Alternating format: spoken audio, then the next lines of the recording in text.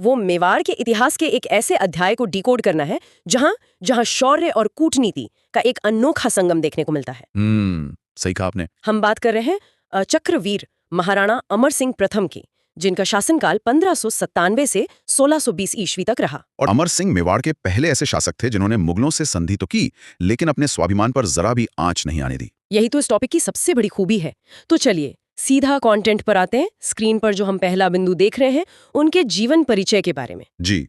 तो जन्म हुआ था 16 मार्च 1559 को ऐतिहासिक चित्तौड़गढ़ दुर्ग में। और इनके माता पिता थे वीर शिरोमणि महाराणा प्रताप और महारानी अजबदे पवार। और यहाँ पर जो तैयारी कर रहे हैं उनके लिए एक बहुत दिलचस्प तथ्य है, एक आहा मोमेंट है। अच्छा, वो क्या? ये जन्म 1559 में हुआ था, है ना? जी। और यही वो साल है जब अमर सिंह के दादा यानी महाराणा उदय सिंह ने उदयपुर शहर की नींव रखी थी। अरे वाह, मतलब दोनों चीजें एक साथ। एक तरफ नया शहर बस रहा था और दूसरी तरफ मेवाड़ का नया उत्तराधिकारी जन्म ले रहा था। बिल्कुल, इसे इस तरह से लिंक करके याद रखेंगे तो कभी नहीं भूलेंगे। बहुत बढ़िया ट्रिक है ये। और अगर हम राज्याभिषेक की बात करें तो वो 19 जनवरी 1597 को हुआ था। चावंड में। हाँ, चावंड में।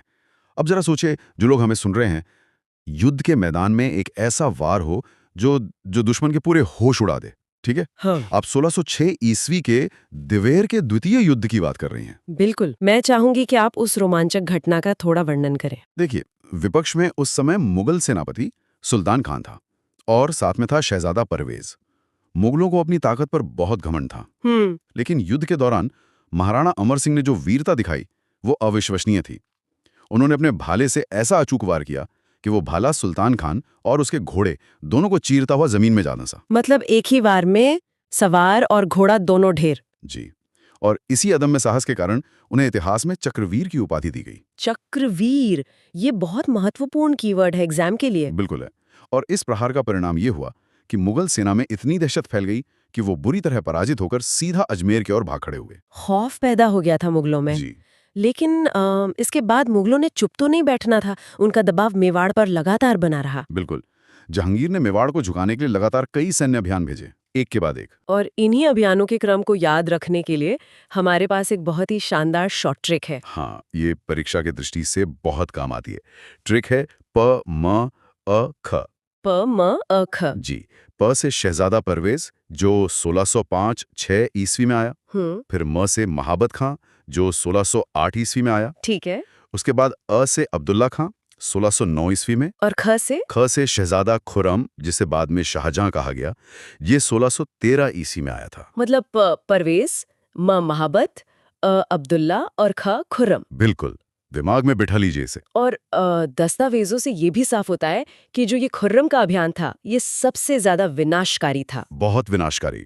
उसने सीधे युद्ध लड़ने के बजाय मेवाड़ की जनता पर कहर बरपाया। खेत जला दिए, गांव लूट लिए, पूरी तरह से स्कॉच्ड अर्थ वाली नीति अपनाई उसने, जिससे मेवाड़ में भयंकर अकाल और भुखमरी फैल गई। और यही वो कड़वा सच है जो हमें 1615 की उस ऐतिहासिक संधि की पृष्ठभूमि तक ले जाता है। अक्सर लोग सोचते हैं कि इतने महान योद्धा ने संधि क्यों की, लेकिन इसके 3 बहुत बड़े और व्यावहारिक कारण थे। जी, पहला तो यही कि 48 वर्षों के निरंतर संघर्ष से मेवाड़ के संसाधन पूरी तरह से समाप्त हो चुके थे। बिल्कुल, एक आधी सदी से युद्ध चल रहा था। और दूसरा कारण वही था जो आपने बताया, खुर्रम के विनाशकारी अभियानों से जनजीवन एकदम तबाह हो गया था, प्रजा भूख से मर रही थी। और एक राजा का पहला धर्म प्रजा की रक्षा करना होता है। जी, और तीसरा कारण था आंतरिक दबाव। मेवाड़ के जो सामंत थे और स्वयं युवराज कुंवर कनन सिंह, उन्होंने राज्य के अस्तित्व को बचाने के लिए अमर सिंह पर संधि का भारी दबाव डाला। तो ये कोई कायरता नहीं थी, बल्कि समय की मांग थी। समझ में आ रहा है ना कि एक योद्धा को भी परिस्थितियों के आगे कैसे कूटनीति का सहारा लेना पड़ता है। बिल्कुल, एक बहुत ही परिपक्व फैसला था ये। तो एक यहाँ तक की कहानी बेहद दिलचस्प है। जी। अगर ये डीप डाइव आप सभी की प्रतियोगी परीक्षाओं की तैयारी में मददगार लग रहा है तो चैनल को सब्सक्राइब जरूर करें और हमारे टेलीग्राम ग्रुप से जुड़ें ताकि ऐसे ही हाई क्वालिटी हिस्ट्री लेक्चर्स और नोट्स आपको लगातार मिलते रहें। तो वापस लौटते हैं उस ऐतिहासिक मोड़ पर, मुगलों और मेवाड़ के बीच की संधि। जी, तारीख नोट कर लीजिए, 5 फरवरी 1615 ईस्वी। बहुत महत्वपूर्ण तारीख है। शासक कौन थे उस समय? मुगलों की तरफ से जहांगीर और मेवाड़ की तरफ से महाराणा अमर सिंह। और मध्यस्थता किसने की थी, ये भी एग्जाम में पूछा जाता है। हाँ, मुगलों की तरफ से खुर्रम ने और मेवाड़ की तरफ से कुंवर कर्ण सिंह ने। बिल्कुल। और इस संधि का ऐतिहासिक महत्व इस बात में है कि इसके साथ ही मेवाड़ की 1050 वर्षों की पूर्ण स्वतंत्रता का एक प्रकार से अंत हो गया। अमर सिंह मुगलों की अधीनता स्वीकार करने वाले मेवाड़ के प्रथम महाराणा बने। लेकिन जैसा हमने शुरू में कहा था, ये कोई बिना शर्त आत्मसमर्पण नहीं था। बिल्कुल नहीं। अगर हम संधि की प्रमुख शर्तों की तुलना करें तो मुगलों की शर्तों के सामने मेवाड़ का स्वाभिमान साफ झलकता है। जी, चलिए एक एक करके देखते हैं। पहली शर्त थी सैन्य सहायता की। मुगलों ने कहा कि मेवाड़ मुगलों की सेवा में 1500 घुड़सवार रखेगा। तो इसके जवाब में अमर सिंह ने अपने स्वाभिमान की क्या शर्त रखी? उन्होंने साफ कह दिया कि महाराणा कभी भी मुगल दरबार में व्यक्तिगत रूप से उपस्थित नहीं होंगे। बहुत बड़ी बात थी। उन्होंने मुगलों के दरबार में सिर नहीं झुकाया। तय ये हुआ कि उनके स्थान पर युवराज कर्ण सिंह दरबार में जाएंगे। और दूसरी शर्त चित्तौड़ को लेकर थी। मुगलों ने चित्तौड़ दुर्ग मेवाड़ को वापस तो दे दिया, लेकिन एक सख्त पाबंदी लगा दी। वो ये कि चित्तौड़ दुर्ग की किलेबंदी या मरम्मत कभी नहीं की जाएगी। मुगलों को डर था कि अगर किला फिर से मजबूत हो गया तो मेवाड़ बगावत कर देगा। बिल्कुल सही। और तीसरी शर्त थी अधीनता को लेकर। मुगलों की अधीनता स्वीकार नहीं होगी। लेकिन यहाँ भी मेवाड़ ने अपना स्वाभिमान ऊंचा रखा। उन्होंने स्पष्ट कर दिया कि आमेर या मारवाड़ की तरह मेवाड़ मुगलों के साथ कभी कोई वैवाहिक संबंध नहीं बनाएगा। अपनी पारिवारिक और सांस्कृतिक पवित्रता को उन्होंने मुगलों से अलग ही रखा। ये दिखाता है कि अमर सिंह एक कुशल कूटनीतिज्ञ भी थे। बिल्कुल। अब जब युद्ध के बादल छट गए और संधि हो गई तो मेवाड़ में एक तरह की शांति आई। और जहाँ शांति होती है वहाँ कला और संस्कृति पनपती है। जी, तो हम आते हैं सांस्कृतिक स्वर्णकाल और नवनिर्माण पर। अगर हम कला के विकास की बात करें तो 1605 ईस्वी के बाद जो मेवाड़ स्कूल की चावंड चित्रकला शैली है उसका सबसे ज्यादा विकास इसी काल में हुआ। इसीलिए अमर सिंह प्रथम के काल को चावंड चित्रकला शैली का स्वर्णकाल कहा जाता है। और इसमें एक चित्रकार का नाम बहुत प्रमुखता से आता है। हाँ, Nasiruddin. Exam point of view से ये नाम रट लीजिए। नासिरुद्दीन जी, नासिरुद्दीन ने 1605 में प्रसिद्ध रागमाला का चित्रण किया था। रागमाला चावंड शैली की जान है ये। और इसके अलावा नवनिर्माण के काम भी बहुत हुए। बिल्कुल।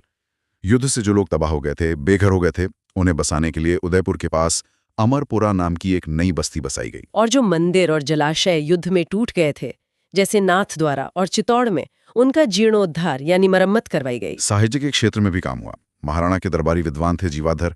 उन्होंने अमरसार नामक एक बहुत ही प्रसिद्ध ग्रंथ की रचना की। मतलब मेवाड़ फिर से अपने पैरों पर खड़ा हो रहा था, लेकिन अंदर ही अंदर एक बहुत बड़ा दुख भी पल रहा था। जी, और वो दुख था अपने स्वाभिमान से समझौता करने का। दस्तावेजों से पता चलता है कि संधि के दुख और ग्लानि के कारण अमर सिंह ने राजपाट त्याग दिया था। उन्होंने सारा प्रशासनिक कार्यभार अपने पुत्र कुंवर कर्ण सिंह को सौंप दिया और खुद एक वैरागी का जीवन अपना लिया, राजमहल से दूर, एकांत में। एक ऐसा चक्रवीर योद्धा जो ग्लानि में घुट रहा था।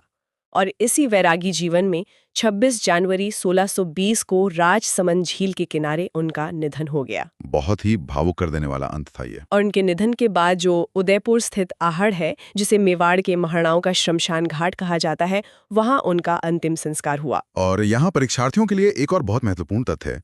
आहड़ की इन महासतियों में जो सबसे पहली छतरी बनी है वो महाराणा अमर सिंह प्रथम की ही है। आहड़ में सबसे पहली छतरी अमर सिंह प्रथम की, इसे बिल्कुल याद रखिएगा। जी। तो अब वक्त हो गया है एग्जाम डोज और प्रैक्टिस का। हम कुछ वन लाइनर्स का रैपिड फायर रिवीजन करेंगे। तैयार हैं आप? बिल्कुल, चलिए शुरू करते हैं। पहला सवाल, मुगलों से संधि करने वाला प्रथम शासक कौन था? अमर सिंह प्रथम। युद्ध की उपाधि जिसने दुश्मन को चीर दिया था? चक्रवीर। मुगल दरबार में जाने वाला प्रथम मेवाड़ी युवराज कौन था? कुंवर कर्ण सिंह। और ध्यान रहे, इन्हें 5000 का मनसब भी मिला था मुगलों से।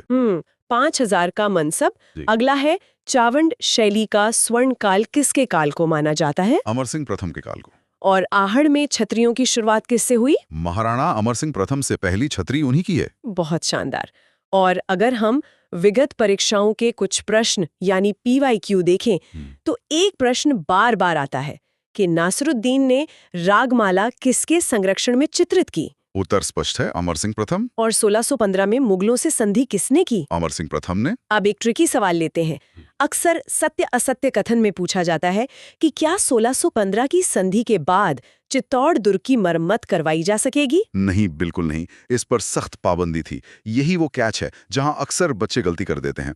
दुर्ग वापस मिला था पर मरम्मत की इजाजत नहीं थी। एकदम सही। तो चलिए जल्दी से 30 सेकंड में पूरे एपिसोड का एक क्विक रिवीजन कर लेते हैं। जी। हमने देखा 1606 का दिवेर का युद्ध, जहां उन्हें चक्रवीर की उपाधि मिली। फिर 1615 की ऐतिहासिक मुगल मेवाड़ संधि, जहां उन्होंने स्वाभिमान को बनाए रखा। फिर हमने चावन शैली का स्वर्णकाल देखा, रागमाला का चित्रण, और अंत में 1620 में आहड़ की पहली छतरी। बिल्कुल।